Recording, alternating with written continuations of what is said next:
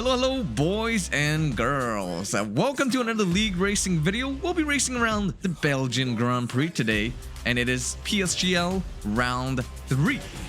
After last week's hard-fought result, we're currently sitting in P7 in the standings, and I have high hopes going into this round because I practiced a ton for qualifying. After about 100 laps, my personal best was down to a 1 minute 40.8, which is only 5/10 away from the lap time of an F2 driver. But doing a lap time in practice is not the same thing as doing it in session. With all the added stress and pressure to perform, I get a little wiggle coming out of the first few corners of Sector 2. And going through No Name, I take it very safe, lifting my foot completely off the throttle. And going through a lot of these corners, I'm quite hesitant to go back on the throttle, even though I know the car can take more. I've done it so many times before during practice. Come on, Kai, you got this. And crossing the start-finish line, it is going to be a 1 minute 41.6 as a banker, which is not very good. That is a very bad lap.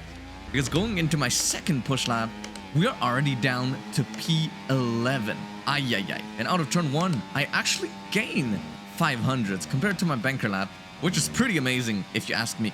Now, if you remember from the first push lap, where did we lose time? And can we take those corners a little better this time? Can I bring more speed through? And the answer is yes. Gaining almost 2.5 tenths coming out of the first S's through No Name, we actually take it pretty nicely. Even though we only gain about 3 or 400s, I'll still take it. P1 is easy flat and into the fast chicane now. Important to stay to the right completely so that you can open up this next portion of the chicane. We're up 3.5 tenths and we get back on the gas beautifully, which is going to determine our exit speed all the way to the bus stop chicane. How brave am I feeling on the brake going into the bus stop? We get actually a decent line, but not much of an improvement compared to my first banker lap. And I breathe a sigh of relief. It is an improvement, but there's still so much time to gain. And out of turn 1 already, we managed to equalize the data, go head to head with my second push lap. And now it's all about sending it. There's nothing to lose. We got a good time on the leaderboards, and now it's all about finding those last few tenths so we can break into the 1 minute 40s. Into Sector 2, yeet the car in, actually playing it beautifully up to the track limits, and it is 500s gained already. If we can do that every single corner, we're looking for a very good lap here. Beautifully on the power, but on the exit of No Name, we invalidate, and that is heartbreaking. No! Absolutely. Come on! Gut-wrenching. And that, unfortunately, means the end of our qualifying session. Going back into the pits, oh man, a little defeated because I am going to get pushed down to P9. However, this does mean it opens the window for us to try for a very aggressive strategy. Everybody is on the hards, but we opted to go for the softs. And the grip difference right now, it's night and day. Going down the inside, I want to leave some room on the outside. It is very easy to get caught up in an incident on the opening lap, and that's not what we want. We want to be able to use these softs to their maximum potential. Gain as many positions as possible before they die, because when they do, and it's gonna come fast, we are going to get swarmed by the other hard runners. Going into Sector 2, the top 4 are fighting really hard, and I try it around the outside, see if I can hang around, but there's just not enough room. And he goes a little defensive here into the right-hander. Now I'm gonna try to hang around the outside, but I do want to protect my front wing as much as possible. Getting my elbows out, the outside line has now turned into the inside line. Going through P1, Antonio slows down so much, and I did not expect that, because on the softs, you can pretty much take that corner flat out, even though you have a full tank of fuel. We have to make moves, and we have to make them fast, because the softs are gonna degrade more and more. Into the bus stop, I go down the inside, I leave some room on the outside, but there's slight contact. However, we both make it out of there alive. And I have already moved up to P5, 4 positions gained on the first lap alone. How much more can we get out of these soft tires before they die out? Going into the bus stop, I still have so much more grip, and the Mercedes leaves me some room. That's great racing right there. However, on the exit, I'm going to be so close to his gearbox. And into turn 1, I want to fake something, maybe a little move down the inside, make him miss his braking point. He locks the rears, and I move up to P4. We are now on lap 4 now, and any minute, the softs are going to drop off a cliff. And it is going to be a massive one. And the question I gotta ask myself now is, how long can I hold on? Because that move into turn 1 has actually cost me a position. More and more, I have to use my ERS in order to stay up to pace with the hard runners in front. It was either due to a lack of race pace or an optimal battery management. And on the next lap, lap 5, the Sauber goes for a move down the inside and I leave some room. However, the softs are just not gripping up as much anymore, and he goes for the switchback, and I have to let this go here because if I try to hold on, it's only going to cost both of us dearly. Because if we drop out of DRS of the lead train, it is going to be very difficult to get back into it.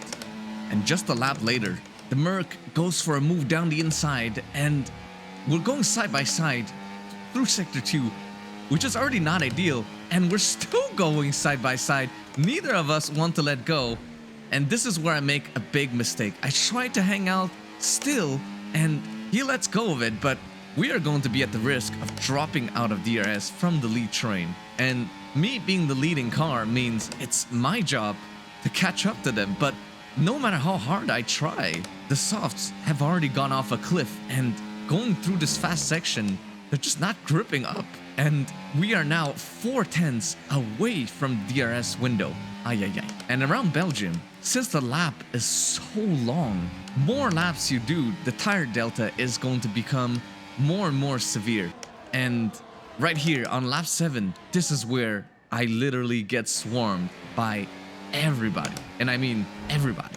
And this is where our strategy is coming back at us, and it is not fun right now.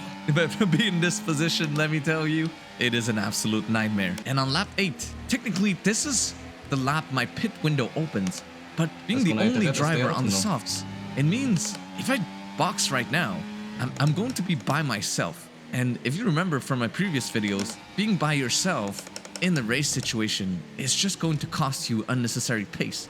So ideally you want to pit with somebody else, which is why I'm going to extend the stint just a little, and I opt to stay out for another lap, aiming to box at the end of lap 9. Luckily, on this lap, the Mercedes driver, remember, we went side by side with him through Sector 2. He decides to jump the gun and go early for the undercut, lap 9, onto the medium tires. And he was a little ways out of our DRS, so on this pit exit, I have to push hard in order to get back in that 1 second window so that we can use DRS to our advantage to work together. And I think he's realized the same thing as us, and we're both pushing to maximize this second stint. We need to create as big of a gap as possible to the other hard runners who are gonna go to the mediums so that they have to work hard in order to get back within our DRS. And we're gonna exchange DRS here so that one person can push while the other one recharge, and vice versa. And by the end of lap 12, moving on to lap 13, we set another purple lap, another fastest lap, which goes to show how good our pace has been so far. However, the Alfa Romeo driver has just... The Sauber has just come out of the pits, and he is going to be very quick. He went for the mega overcut, and he has 3-lap fresher tires compared to me and the Merc. And this is not going to be easy unless we can keep him behind or stay within that 1 second, which is already going to be difficult enough by itself.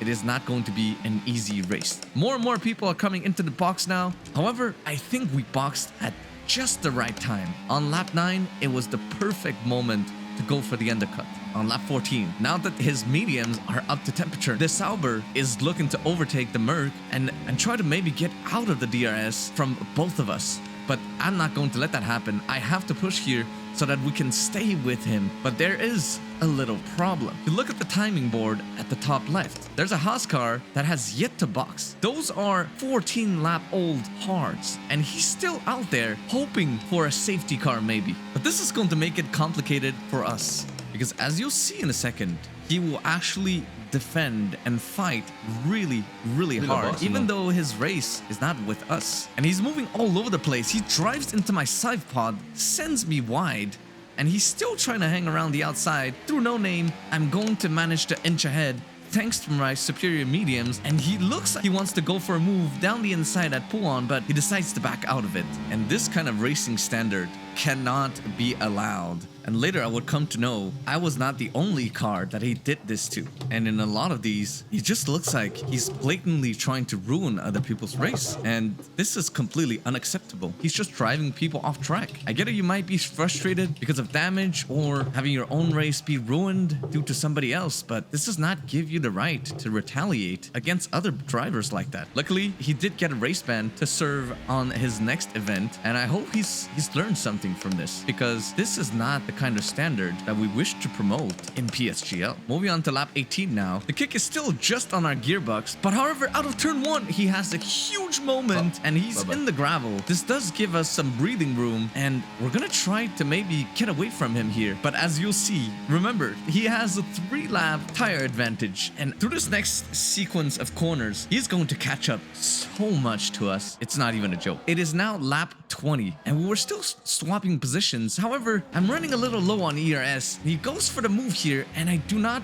want to get passed by the Merc behind. I want to stay in the slipstream of the kick so that I can maybe use DRS to overtake him on the last lap, but it does not look likely because on this lap, he is going to try to get out of my DRS. And now I have to push in order to stay within that 1 second window. But out of no name, it just feels like he's so much faster than us. And he's using a lot of ERS to get away from us here. I do the same, but I'm running a little low, and this is not what we want right now. The gap is now 1.1 seconds, and I'm running low, going into low deployment mode, which means I'm going to missing crucial amount of horsepower, and across the start-finish line, we have missed DRS by just a hair, which means the kick is going to be able to drive freely into the sunset, and I'm going to be fighting the Merc for P5. However, he does have a 3-second penalty, and luckily, he overtakes me here, which means I'm going to get DRS on the final lap. And out of turn 1, he's using a lot to try to get away, but he turns it off really early because he knows DRS is going to be way too powerful. And I